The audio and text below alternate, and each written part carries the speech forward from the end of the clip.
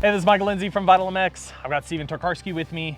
We are here for the Triumph TF450E introduction. We are in straight up BFE. This is as high des as we get in California. I mean, we stayed at a hotel in BFE and then we drove another 45 miles or 45 minutes into BFE. I think they were trying to kill us when we were driving up here. I had a little bit of Breaking Bad scenes there. I saw a Winnebago, a couple of them in the desert, but was cool, better than just going behind a motocross track. I will give the guys Triumph's prop for that, giving us something different to do here. It was a fun loop. It was. I'd say the loop. I got completely lost at one point, but it was well marked. That's just your brain. No, I take 100% credit for getting lost. But besides the point, we have a all new bike here, and I'm kind of interested because I've been gripping with how to explain this thing all day, because to me this is a very unique bike. Triumph officially says, hey, this is kind of like our competitor to a KTM like 450 or 500 like EXC FW, which we'd actually, I know that's a popular bike for some people. I've like little to no experience with it. It's not a dual sport bike, but it's not an XC like cross-country race bike, because most OEMs, they release a motocross bike and a year later they dump on us a cross-country bike, which is just a motocross bike with an 18-inch rear wheel, a little bit softer suspension, and some ECU mapping. And a kickstand. And a kickstand. That is not the case with this bike. I'm trying to think how to best describe this. Technically speaking, based off of Europe models, yes, most people see the headline and the tail line and go, oh, this must compete against a Sierra 450X, a Yamaha like WR, but this is nothing like those bikes. This is a WR here feels like a corked up trail bike. A Honda 450X is. This is what they call a competition enduro bike. So in Europe, they race these in hard enduros, sprint enduros. Yes, it is not the motocross engine. It is tweaked, albeit it's way closer to the moto engine than most brands do. I don't know. I can spiel through. Let's run through the quick one before I let Stevie talk over me that I don't shut up. That's good. Keep going. It's good. Like it, The engine on this, yes, we're still talking about standard compression ratio, no lower compression ratio, which is cool. We do have a different cam timing. We have different crank inertia. So the crank, it's not just the crank has added weight, it's actually been placed in different places. So it's got 30% more inertia. We also have a 6-speed wide ratio transmission. The suspension settings are softer spring rates. The chassis is a little bit different. The swing arm is 10 millimeters longer. It was developed specifically for the enduro purposes. The fork is a little bit shorter. The tires are very enduro. We have a Michelin like 90-90-21 in the rear tire. I mean, this is like a 140/80. Thank you. 140/18. Very like 6-day-ish. Very minimal knob. Gearing's a little bit different. Big fuel tank. And then a different airbox, which is actually coming out on the moto bikes. Basically, again, the idea of this bike is very enduro driven. It does make less peak horsepower, but it makes better torque. It's got different power character, and you got meter. Like I said, it's got like you look at it and you would almost think this is a dual sport bike. And I mean, straight up, you could license this in like 48 states in the country, which is cool. But for all the guys that have taken an L and an EX KTM and know how choked down those are, how choked down a WR is, this is not choked down. No. Tell me what you thought, like first impression, first out on the loop. Because again, I look at this, I had an opinion built in my mind before I went out there. Yeah, so did I. And well, first off, just looking at the gas tank, you can't see it from this side, but on the left-hand side, I had the image of I'm gonna feel this very quickly. It's gonna be in the way, and I did not notice it one bit today, so that was very nice. But yeah, engine character-wise, I have spent a lot of time helping develop the WR, the YZ 450, 250 FX, and I feel like this places itself right in between those pretty nicely. Yeah. So I was kind of impressed with power character overall, and yeah, it wasn't as choked up as I thought it would be, and it had great, easy to ride character, especially for these conditions where I don't want that much power. It was a pretty decent package for me overall. Yeah, like I said, the easiest way I can describe this bike is, I told Triumph guys this, it's a bit class defining to me, because it's, if I had the hierarchy, you have the motocross bike here, the XC is slightly softer, and then way down here, your trail bikes, again, your WRs, your X's, your dual sports. You said it lands in between. Me personally, it lands even a little bit closer to the XCs. Like it leans a little more that way than the trail bikes, and that's why I thought it was cool. It has the equipment look of the dual sport, the trail enduro bike, but a lot of that comes down to, again, don't get me wrong, it is a softer character in ways than the motobike. It doesn't have the top end pull of the motobike, but it still has pretty darn like good power. And I will say, like, I initially ride this, and this is I'm jumping ahead of myself how I usually do these videos, because I usually at the end kind of say what I think things are for. This to me, like, you have guys that race moto and, okay, I'm gonna get an XC bike, your cross-country style race bike, whether we're talking about a KX 450X, a Sierra 450RX, the Yamaha FX, KTM XEs, because they're gonna, hey, I'm racing some Hare and Hounds, or I'm racing some GNCC, some Sprint Enduros, I like to off-road a little bit, I ride a little bit of moto. This is unique because this is not, like I said, going away as trail dual sport. I would buy this to ride. I would be fine swapping the tires and doing like a GNCC on this, more of an Enduro, 100%. doing a Hare and Hounds and off-road. But we already joked with these guys, I already want to ride one of these on a vet track because it has enough power, and also it's not as heavily equipped again as like a WR or the any of that kind of more dual sport trail bike. Like, I really want to try this already on like more of a vet track condition, because it's a nice middle ground. Yeah, I think it would be pretty like a Kauai, where there's not any deep ruts and you have less traction. I think this might be pretty competitive versus the standard motocross edition. So in general, the Triumph 450 motocross bike, I think, is a mid-range, is its primary range that works well in. The bottom end we've talked about on the motocross bike is a little soft in the class, still good, like good connection, a little bit softer, has really good mid-range and then decent up top. This mirrors that a little bit, but more off-roady. The top is okay. It's got a little bit of an aggressive rev limiter character, which we'll get into, but low to mid connection is really good. Luggability is way better than the motocross bike, especially in third gear.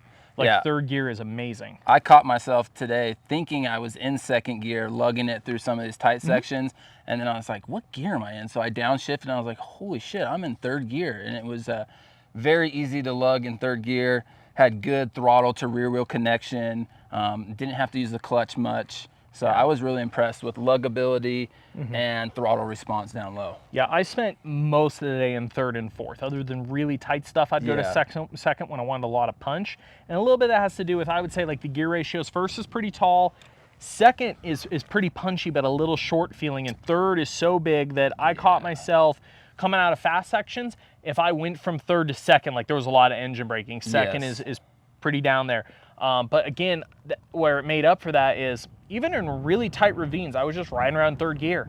I couldn't believe how, like, there was a couple sections where cruising through a little ravine in third, turn right, really silty hill climb right out of it, and I would just, in third, just no clutch, just like, and it would just torque and just tractor its way up out of something. And again, a little bit probably helps. We have the shorter gnar tire, so it allowed to build some RPM. That helps a little bit too. You could get this thing to spin up a little bit, and it would spool up in third pretty well. Yeah, for me, second gear, I would prefer it to be a little longer and maybe have a little shorter of a third gear, just to have a little better match feeling. And yeah, I agree with you. The engine braking was, there was a lot of engine braking in second gear over versus third gear, fourth gear, which maybe the softer front fork helped that a little bit. But I would, transmission was pretty good. First gear, really tall, good to use. Yeah. So first I was impressed. a great creeper gear. And I think a lot of it definitely has a lot of engine braking, but it's got a lot, again, it's got a lot of inertia. It's meant more for off-road conditions, so you feel a lot of that engine braking character in it. Chassis I enjoy a lot because, again, it's, the swing arm was developed specifically for this bike and the suspension was, but the main frame is the motocross bike. And I think overall this is fairly unanimous across any media.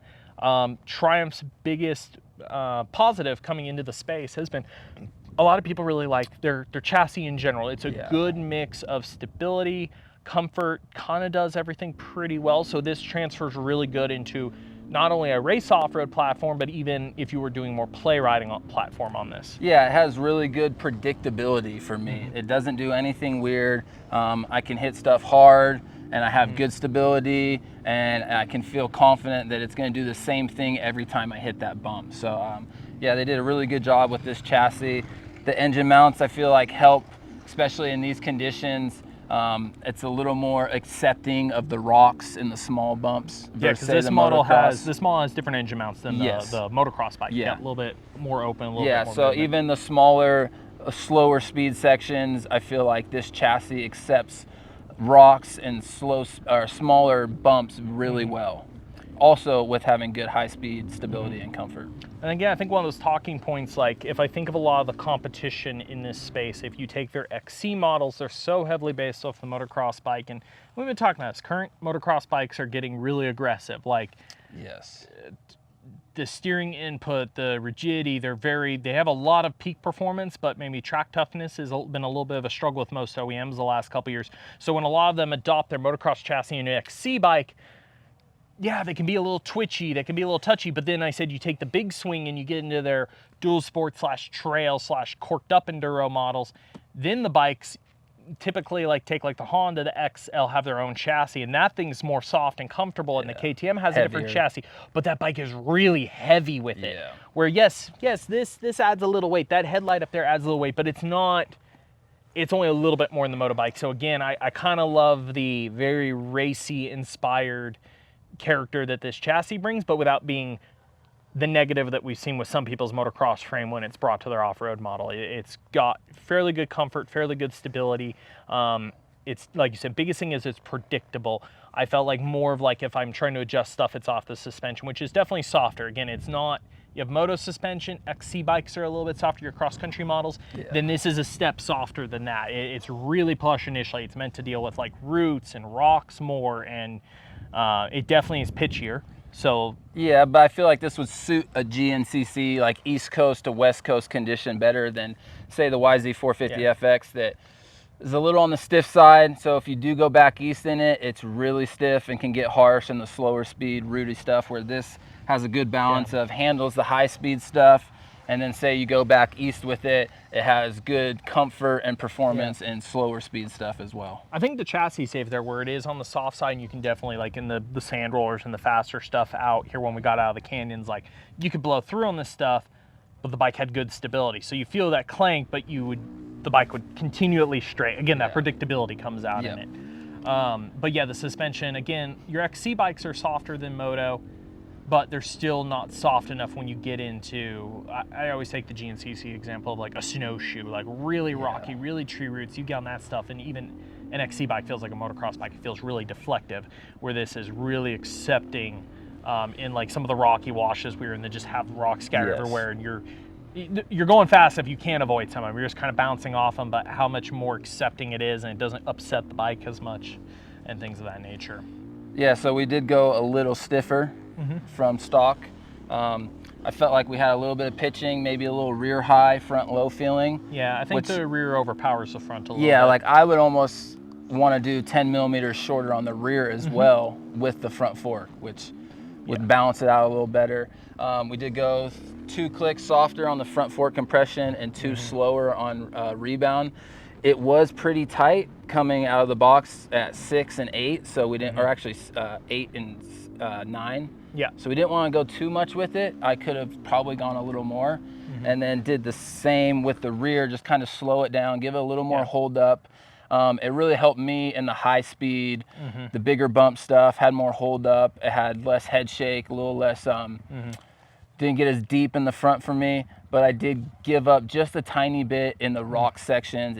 I had a little more deflection off of the rocks. It didn't accept them as much, but it was a little better balance overall for me. With having the 10 millimeter longer swing arm, I think it's a 4 or 5 millimeter shorter fork, and that's not just internally, that's tubing everything. Yeah. It's definitely, this bike was developed in Europe. This is developed in Britain, in Spain for enduro stuff. So I think their out of the box setting would probably work better on East Coast. We're out here open desert in some of our areas. We are in West Coast. So I was a little better off than you because we set sag for you. I'm heavier than you. So I was, what were you, what they set for? We started at 100 and then we went to 105 because it felt a little high. Yeah, so for me, I'm probably 108 to 110, which I felt that was better. Thanks. No, but seriously, like for the off-road, because I think out of the box, this is, again, set more Europe. So if I was riding more West Coast on this, I would go to like a 110 base, maybe even push the forks out especially a with little it more. being more front bias, weight bias. I'd say because that versus 10 the rear. millimeter longer swing arm plays into over the motorbike. When you get longer swing arm and longer rear wheel placement, you're putting more of that front end, you're putting more weight into the front end. So I wouldn't mind on West Coast conditions chop rating this bike out if you're doing more what you see in this video. You're thinking, hey, I'm gonna go race at Hare and Hounds, or I want to take this to the desert more. I'm going to race really fast-paced GPs if you're a West Coast guy. Which I really enjoyed in the slower stuff with the less traction. But then when we started getting into the more open stuff, I would like a little more weight bias to the rear. So I think my my biggest negative with the motorcycle, and we talked a little bit with their product team about this, is one of them is rev limiter character. That top end character the bike does. Again, it's meant more for low to mid. That really high RPM, I felt a decent amount of vibration, and the rev character is very aggressive. The cuts are aggressive, so you almost have to short shift it a little bit. And that's why I caught myself trying to remember in sections, even high speed stuff. Okay, instead of third, I need to be up in fourth. I need to be in the meat of this torque, because if I let it hit that rev limiter character, it got a bit pitchy. All of a sudden, like you'd be, going to dance across a couple whoops in third, and it would hit the limiter, and they would nose over a bit. So that was something that like stood out to me as like, okay, that definitely straight out of the box could be improved. They do have the Wi-Fi module that we weren't able to test today, but they have some optional maps that you can go in and hopefully fix that a little bit, maybe give yourself a little more low-end power. Yeah, because with base maps in here, we do have a mode selector, but it's a softer power even than what we rode today. But on the Wi-Fi comm module, they had two maps in there. One's called a special test, which they said the mapping on that is a decent bit closer to the motocross bike. And they had like a sand setting that's also closer to one of the motocross bikes map. They, of course, don't react exactly the same because, again, the cam timing is all different. But like I said, cool one is a lot of these style bikes usually have a lower compression because that's a big thing for durability. The rev limits are lower on this, and of course with the power they're meant to even be ridden at lower RPM. So they claim the service life on this is quite a bit more. I think top end is 100 hours. 90 hours. 90 hours. Yeah. So they've gone away with that while still maintaining compression, which is helping maintain a good chunk of that power.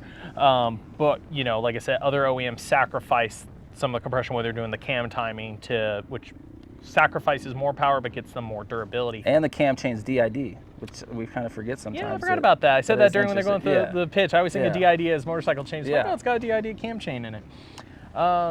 Overall, though, I will say I really, really enjoyed this bike in the sense of, like I said, it just fits a different piece of the market than what I'm used to. Because I see your WRs, your 450Xs, your dual sport bikes, and those are great bikes, and a lot of people buy them, and they almost sink a lot of money into them because they're like, I like this platform, but I need it to be uncorked. I need it to be more.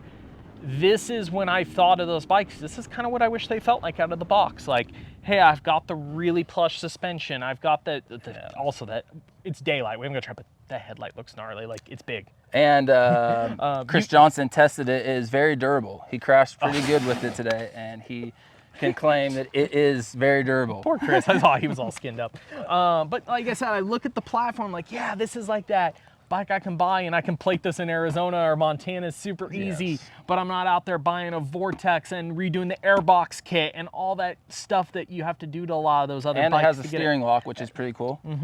So yeah, I dig it. I can sit here and nitpick little things, but again, this is out of the box. I think what a lot of people are looking for when they look at that almost dual sport enduro bike, but our US bikes are just, because of the 50 state legal stuff, because of what they're trying to fit that weird middle ground. This is a competition bike. Now, let me pre-say that.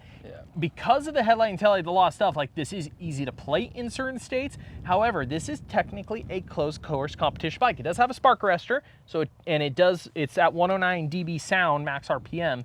So it's got certain things to it that really help the not bothering people. Hey, this would be a good street legal bike if you're allowed to do it in your state. Hey, this is great on the trails. This is, you're not going to get in trouble with spark arrestor stuff, but you've got power.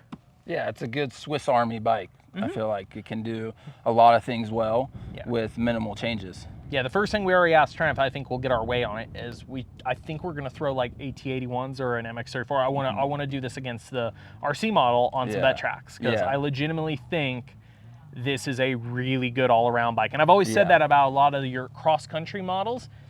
I think this is even a step better for most guys as a true all-arounder machine. So we dig it? Yeah, I had a good time on it today. I like the clear gas tank. I know it's something stupid, but you don't even have to check. Take your gas cap off. It's very easy to see if you need to, but you don't need that because you have a check gas light. Yeah, empty gas light. So yeah, overall, I had a good time on it. I think it's a well-balanced bike, has decent power and really good comfort, especially in these California conditions today. So last one to end it, what was your biggest takeaway from the motorcycle, from the TF450? Biggest takeaway was the balance of good comfort, but still playful. Still had some good engine character where it felt lightweight and I could ride it a little more aggressive, but it still had really good bump absorption and comfort overall. So I could cruise it really slow, and it was enjoyable, and then I could push it really hard and send it through some stuff, and that was the same amount of enjoyable for me. So I think they did a well-balanced machine here. I'm pretty close there, because the easy cop out would be what I keep saying about the power, but actually the one that caught me more as I rode is, hey, I'm kind of an enduro bike. I'm pretty close to like a dual sports spec build, but it's playful. It doesn't feel like most of those bikes you jump off feel like they weigh 20 pounds more than this, and that really catches you out when you want to. You know, I know a lot of guys that would buy this again probably grew up racing or trying to be a little more mellow, but you see a good set of whoops, you see something where you're like, I think for just a minute I'm gonna have some fun here. And on some of the bikes I'm talking about, you get yourself in trouble really quick with the weight and the inertia of the motorcycle, where this, I never saw that. And that was the fun part, that I could have the fun, but not with the danger. Yes, yeah. So, yeah, if you want to know anything else about the TF450 from Triumph, if you have any other questions beyond what we covered here, please throw it in the comments section below. Like I said, we're going to try a moto comparison. If you can think of anything else you'd like to see us do with this bike, also throw that in the comments section below. And what else are the viewers supposed to do, Stevie? They are supposed to like and subscribe, everyone, now. Damn right. Thank you all for watching.